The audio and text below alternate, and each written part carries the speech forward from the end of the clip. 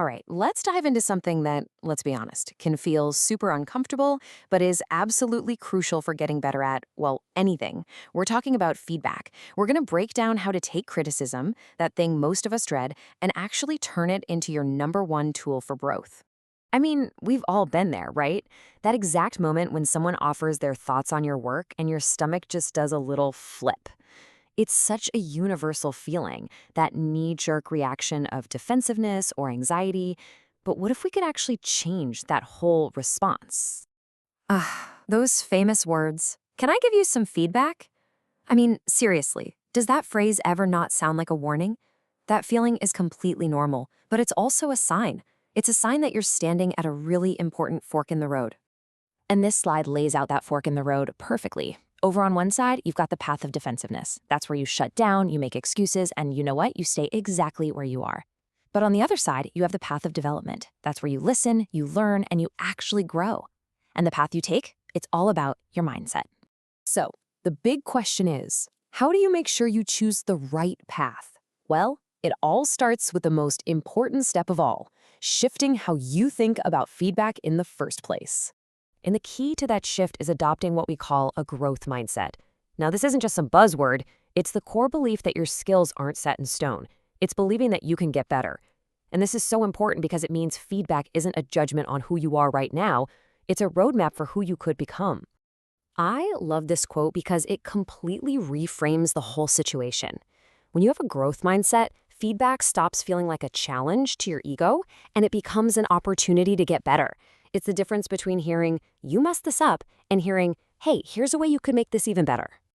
Okay, so you've got the growth mindset dialed in. Now let's get tactical. How do you actually handle that feedback conversation in the moment? Let's break down how to receive feedback like an absolute pro. And here is the single most important rule to remember. Your goal isn't just to sit there and let the words wash over you. The real goal is to truly understand where the other person is coming from, even if you don't agree with it right away. Here's a simple 3-step playbook. First, walk in with that open growth mindset we talked about. Be ready to learn. Second, you gotta ask specific questions. Don't let the feedback stay vague. And third, listen actively. That means nodding, making eye contact, and asking clarifying questions to show you're really engaged. And this part is just so critical. Vague feedback like, it was a bit confusing, doesn't help anyone. You have to be the one to dig deeper. Asking sharp questions like these forces the other person to give you specific, actionable advice. You're not just passively getting feedback, you're actively guiding it to the areas you care about most. All right, the conversation's over, you've taken your notes, now what? Because the real magic happens next. It happens when you take all those words and turn them into a real, actual plan. So the very first thing you do is lay it all out.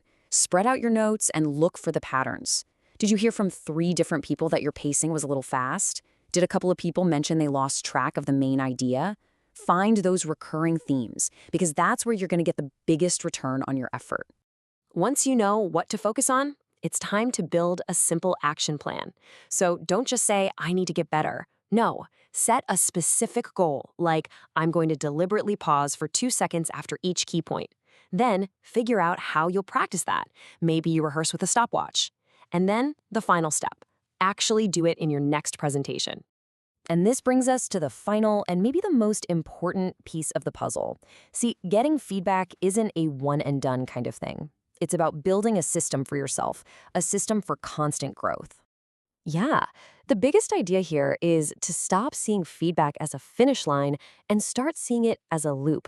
It's a continuous cycle. And this is how you get better, faster. Every piece of feedback is just one more lap in the ongoing process of improvement. So the cycle always starts right here. After you've sorted through the feedback, just take a minute to really reflect on it. What did you learn about your own blind spots? How did this change your perspective? This little step is what makes the lessons really stick. Next up, it's time for action.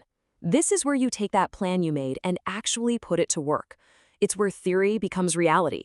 You consciously try the new pacing. You redesign the confusing slide. You rephrase your main point. You do the work. And this is how you close the loop, which is just brilliant.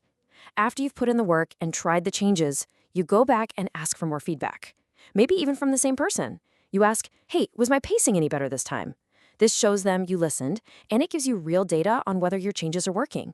And just like that, the cycle starts all over again. So, I'll leave you with this question to think about. Armed with this new mindset and these tactics, you literally have the power to change your entire relationship with criticism. The next time someone asks, "Can I give you some feedback?" you won't feel that dread. You'll see an opportunity.